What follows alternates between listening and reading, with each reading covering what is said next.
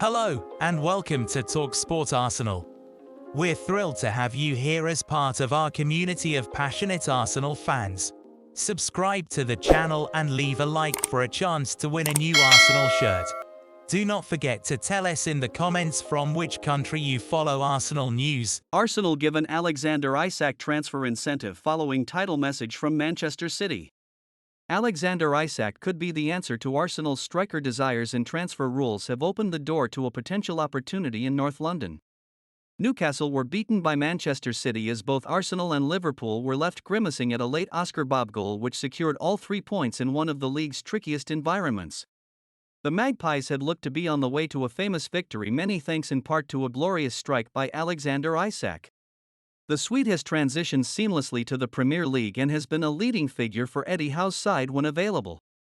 He was once linked with a move to the Gunners whilst with Real Sociedad, but the £70 million plus release clause proved to be too steep of a price for Mikel Arteta's side. Since moving to the northeast, however, Arsenal have shown a greater willingness to spend big money on players like Declan Rice.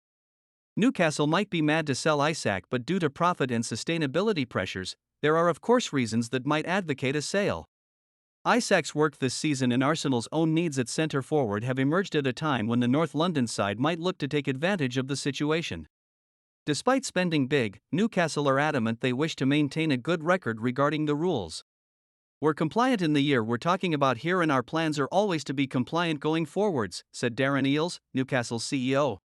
"That is part of our business plan and part of our model."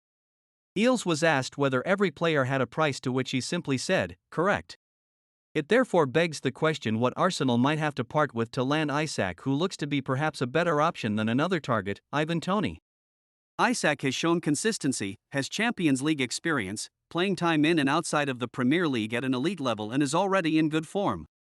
His injury record is the only drawback outside of the inflated price tag, but that can never be a guarantee for any player these days. Isak would certainly add some aerial threat to the Gunners' frontline that has perhaps lacked some variation. Kai Havertz has threatened to be the answer, but the German is a long way from convincing the majority that he was a shrewd piece of investment.